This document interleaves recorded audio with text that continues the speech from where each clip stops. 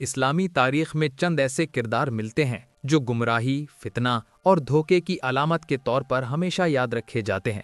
ان میں سے ایک اہم نام ہے سامری جادوگر۔ اس کا ذکر قرآن پاک میں موجود ہے اور اس کے کردار کو اس طور پر پیش کیا گیا ہے کہ وہ اللہ کی طرف سے نجات پانے والی قوم یعنی بنی اسرائیل کو بہکانے والا، جادو کے ذریعے گمراہ کرنے والا اور شرک کی دعوت دینے والا شخص تھا۔ سامری کا اصل جرم یہ تھا کہ اس نے حضرت موسیٰ علیہ السلام کی غیر موجودگی میں بنی اسرائیل کو اللہ کی عبادت سے ہٹا کر ایک بچڑے کی پوجا میں لگا دیا۔ حضرت موسیٰ علیہ السلام کو اللہ تعالیٰ نے فرعون کے مقابلے کے لیے مبعوث فرمایا۔ فرعون نے بنی اسرائیل کو غلام بنا رکھا تھا اور ان پر ظلم و ستم کے پہاڑ توڑ رہا تھا۔ اللہ تعالیٰ نے حضرت موسیٰ علیہ السلام کو معجزات عطا فرمائے۔ ان میں سب سے بڑا معجزہ یہ تھا کہ ان کا عصا اژدہا بن جاتا تھا اور وہ ید بیضا یعنی روشن ہاتھ دکھاتے تھے۔ بالآخر جب فرعون اپنے ظلم میں حد سے بڑھ گیا تو اللہ تعالیٰ نے بنی اسرائیل کو فرعون کے ظلم سے نجات دی۔ قرآن کہتا ہے، اور ہم نے بنی اسرائیل کو دریا پار کرایا، پھر فرعون اور اس کے لشکر نے سرکشی اور زیادتی کے ساتھ ان کا پیچھا کیا، یہاں تک کہ جب وہ ڈوبنے لگا تو اس نے کہا، میں ایمان لاتا ہوں کہ کوئی معبود نہیں مگر وہ جس پر بنی اسرائیل ایمان لائے ہیں، اور میں فرما برداروں میں سے ہوں۔ سورۃ یونس آیت نمبر 90۔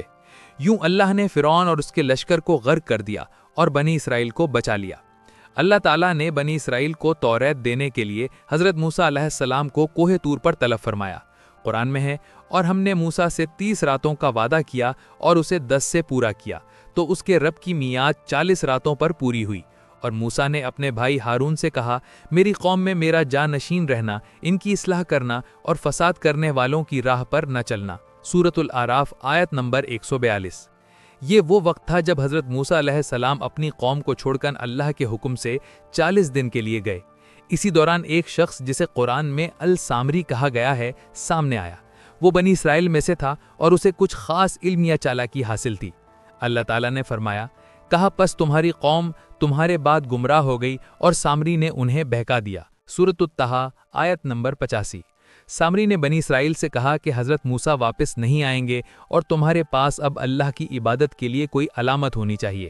اس نے ان کے زیورات جمع کیے اور ایک بچھڑے کا دودھ بنایا۔ تفاسیر میں آتا ہے کہ سامری کے پاس ایک خاص چال تھی۔ جب فرعون غرق ہوا تھا تو سامری نے حضرت جبریل علیہ السلام کے گھوڑے کے قدموں کے نیچے سے کچھ مٹی اٹھا لی تھی۔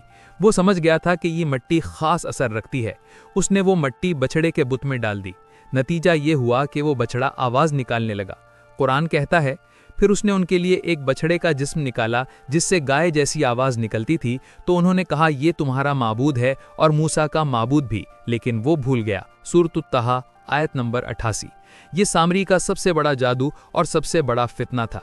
جب بچڑے سے آواز نکلی تو بنی اسرائیل کے بہت سے لوگ دھوکے میں آ گئے اور انہوں نے اس کی عبادت شروع کر دی۔ یہ شرک اور گمراہی کا سب سے بڑا واقعہ تھا۔ حضرت ہارون علیہ السلام نے انہیں روکا اور کہا، اور ہارون نے ان سے پہلے ہی کہہ دیا تھا کہ اے میری قوم، تم تو اس سے صرف آزمائے گئے ہو اور بے شک تمہارا رب رحمان ہے، سو میری پیروی کرو اور میرے حکم پر چلو۔ سورۃ الطٰہٰ آیت نمبر 90۔ مگر ان میں سے اکثر نے حضرت ہارون علیہ السلام کی بات نہ مانی اور بچھڑے کے سامنے جھک گئے۔ جب حضرت موسیٰ علیہ السلام کوہ طور سے واپس آئے تو یہ منظر دیکھ کر سخت غصے میں آ گئے۔ قرآن میں ہے، اور جب موسیٰ اپنی قوم کی طرف غصے اور افسوس کے ساتھ واپس آئے تو کہا، اے میری قوم، کیا تمہارے رب نے تم سے اچھا وعدہ نہ کیا تھا؟ کیا تم پر وعدہ پورا ہونے میں طویل مدت گزر گئی، یا تم نے چاہا کہ تم پر تمہارے رب کا غضب نازل ہو کہ تم نے مجھ سے وعدہ توڑ ڈالا؟ سورۃ الطٰہٰ آیت نمبر 86۔ حضرت موسیٰ علیہ السلام نے اپنے بھائی ہارون کی داڑھی پکڑی اور کہا، تم نے انہیں کیوں نہ روکا؟ حضرت ہارون نے کہا، بیٹے کی ماں کے بیٹے، میری داڑھی اور میرا سر نہ پکڑ، میں ڈرا کہ تو کہے گا تم نے بنی اسرائیل میں پھوٹ ڈال دی اور میرے قول کا انتظار نہ کیا۔ سورۃ الطٰہٰ آیت نمبر 94۔ حضرت موسیٰ علیہ السلام نے پھر سامری کو بلا کر پوچھا کہ یہ سب کیوں کیا؟ قرآن میں ہے، موسیٰ نے کہا، اے سامری تیرا کیا معاملہ ہے؟ اس نے کہا، میں نے وہ دیکھا جو انہوں نے نہ دیکھا، بس میں نے فرشتے کے نشان سے ایک مٹھی بھر لی، پھر میں نے اسے ڈال دیا اور یوں میرے نفس نے مجھے خوبصورت کر دکھایا۔ سورۃ الطٰہٰ آیت نمبر 95 اور 96۔ یعنی سامری نے اقرار کیا کہ یہ اس کا اپنا عمل تھا۔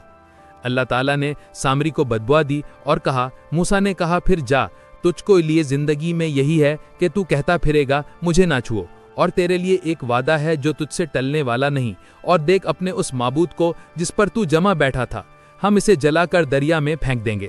سورۃ الطٰہٰ آیت نمبر 97۔ یہ سامری کی سب سے بڑی سزا تھی کہ وہ ہمیشہ کے لیے ذلیل و خوار ہو گیا، لوگ اس سے دور رہنے لگے اور وہ الگ تھلگ زندگی گزارنے پر مجبور ہوا۔ یہ واقعہ انسان کے لیے کئی اسباق رکھتا ہے۔ سب سے بڑا سبق یہ ہے کہ اللہ کے نبی کی غیر موجودگی میں انسان کو کبھی گمراہ کرنے والوں کے پیچھے نہیں جانا چاہیے۔ شرک سب سے بڑا گناہ ہے اور اس کی طرف بلانے والا شخص ہمیشہ رسوا ہوتا ہے۔ سامری کا کردار یہ سکھاتا ہے کہ جادو اور فریب وقتی طور پر لوگوں کو بہکا سکتے ہیں، مگر اللہ کے نبی کی ہدایت ہمیشہ غالب آتی ہے۔ ہر امت میں سامری جیسے فتنے اٹھتے ہیں، لیکن مومن کے لیے ضروری ہے کہ وہ صبر کرے اور نبی یا رسول کی پیروی کرے۔ سامری جادوگر ایک حقیقی تاریخی کردار ہے جس کا ذکر قرآن میں آیا ہے۔